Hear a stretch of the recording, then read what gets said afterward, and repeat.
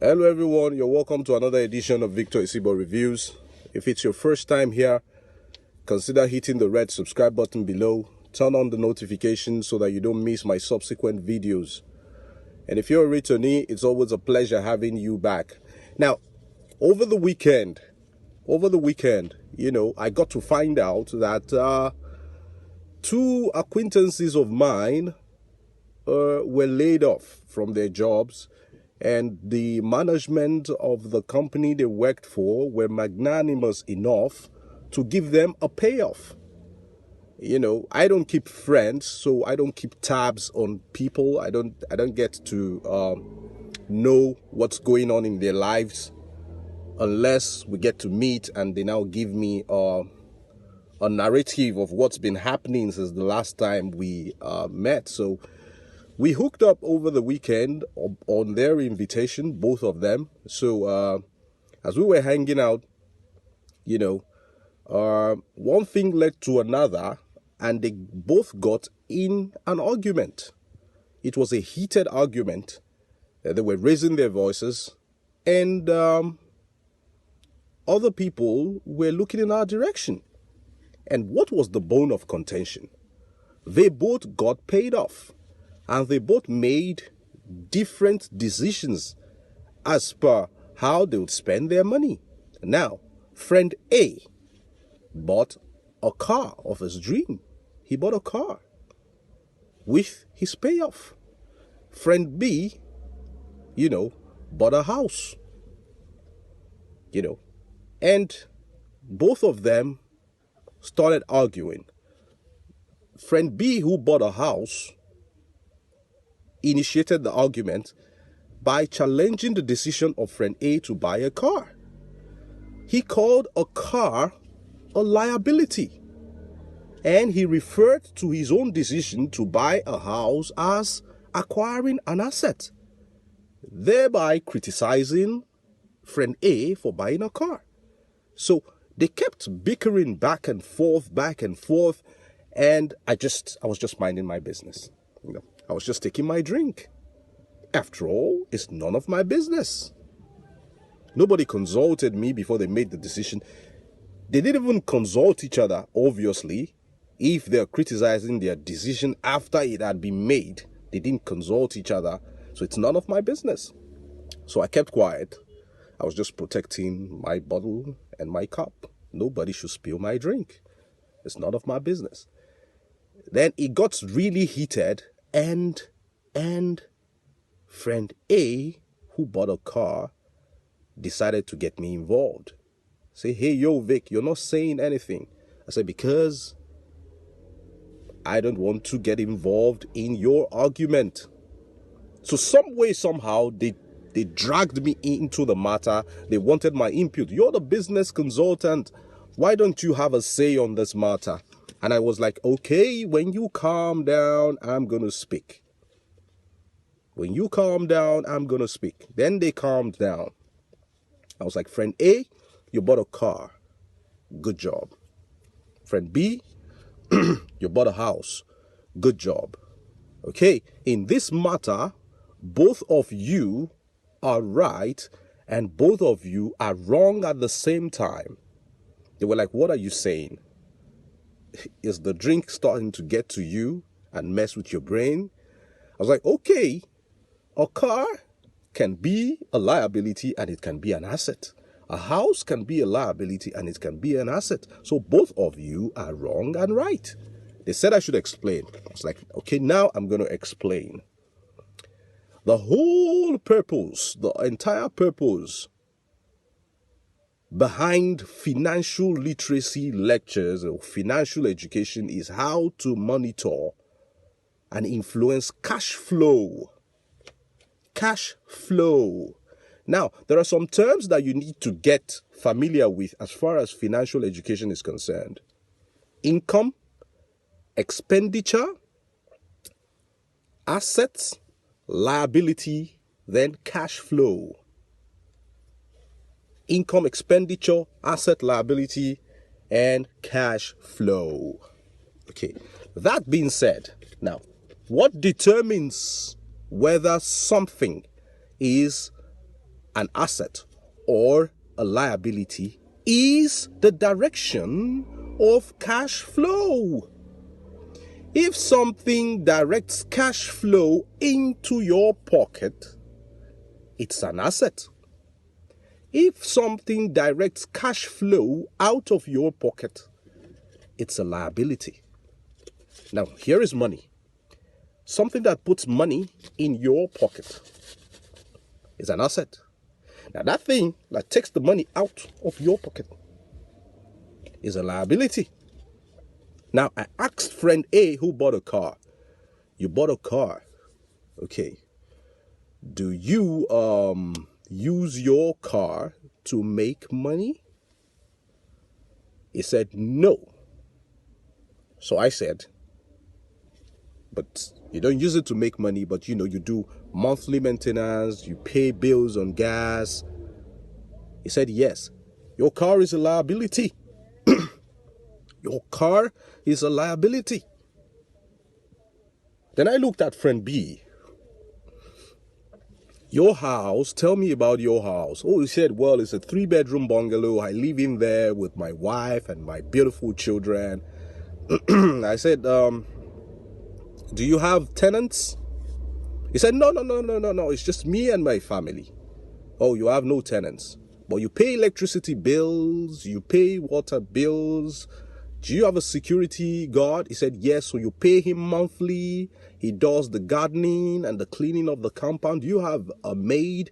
He said, yes, he has a maid who takes care of the house.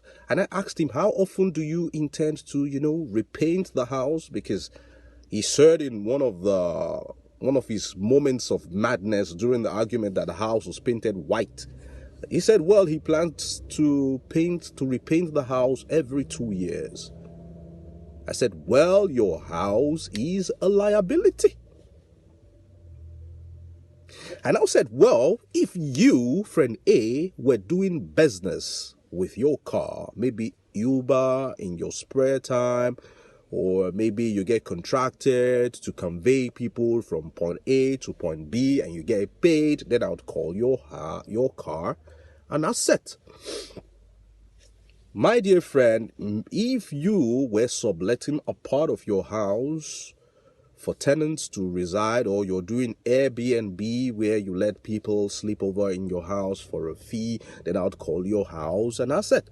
But now your house and your car don't put money in your pocket, takes money out of your pocket. They are both liabilities. Yes, they're both liabilities. The simple definition or the simple difference between asset and liability is that asset puts money in your pocket. Liability takes money out of it. So on a jovial note, we just sat down on a jovial note. We were discussing amongst ourselves as friends when tension and tempers had cooled down. Then friend A was like, this is a very powerful definition you just gave us. I was like, yeah. He said, does that mean that humans are also subject to these definition? I was like, yes. You can categorize we humans, under these two categories, assets and liabilities. Okay, you marry a wife, and after a few years, she files for divorce, and you're having to pay a huge sum of money on child support and alimony annually. She has become a liability to you. Okay, and on a lighter note, friend B was like, oh, that means his children are liabilities. That's what he said. Like, his children are liabilities. He pays school fees. He feeds them. He does this. He does that. I said, well, you can look at it from that point of view because they don't put money in your pocket yet. They don't put money in your pocket yet.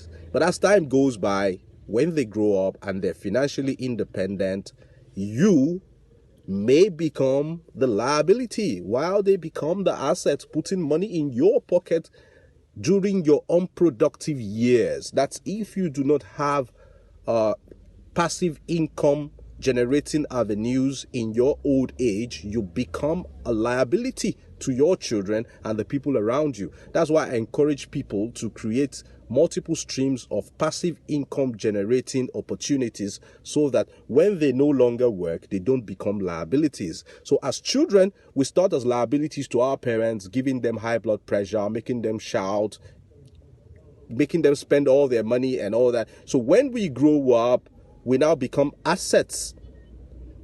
Then if our parents are not the financially savvy types that don't have investments, they now become our liabilities then. Okay, so that is just the basic difference between an asset or a liability and a liability. You know, oftentimes I look at people and I just laugh. You know, you have a job, a short-term job, maybe it's a contract job, a 5-year contract job, and you're getting paid. And what's your plan? What's your plan for after 5 years? Then people don't think in that direction. What they do is they get a plot of land and they start to build a house. Not a house for rentage, a house for themselves where they would live. And in their head, they think it's some form of investment.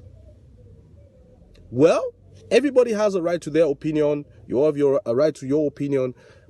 In my own opinion, I don't think a house in that context is an investment.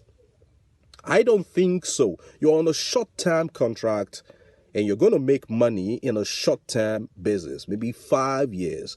And your plan for the 6th year, when you would be out of a job, is to build a house and be living in your own house. How does that house put food on your table if you're not renting it out?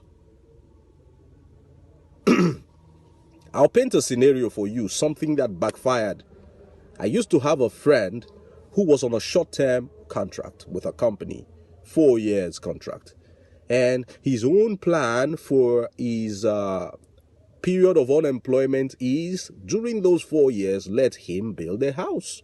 Now, bad financial decision, bad, because he started building the house, and because the company had achieved all they intended and planned to achieve, even before the 4-year period, they achieved everything in 2.5 years, and it decided that there is no point to keep everybody anymore. Now everybody bye-bye and go away. And it was one of such companies that don't give severance, settlement, emoluments when they are laying people off. So my friend went away just like that without an extra penny. Now, for the 2.5 years he was working, all his resources were channeled towards that building. Now he could not complete the building. 1. 2, he has lost his job. Now that building is not ready. It's not ready for him to move in. It's not ready for anybody to stay in there. Now he's not getting rent from that building. He cannot live in that building. Now he's still a tenant somewhere and he needs money to be paying his landlord. That was a bad financial decision. The time frame with which you are going to work and the resources as per your salary within that time frame, you need to ascertain if it would be able to build a house for you. Even if it would be able to build a house for you 100%, if you're not renting the house out, what is going to be your financial fate when no money is coming in? You don't have any money coming in. You just have a house over your head and you're hungry. So these are things you need to consider. These are things you need to think about. You look at the pros, you look at the cons, then you make a sound, educated financial decision. Okay? A house is not an investment if it is not putting money into your pocket. If it is not putting money into your pocket and you don't intend to sell it for profit, you want to inhabit the house, well, it's my opinion. If you enjoyed this video, make sure to share it with a friend or two. Give a thumbs up and let me read your comments in the comment section below. I remain Victor Esibo. Till I see you next time, it's bye for now.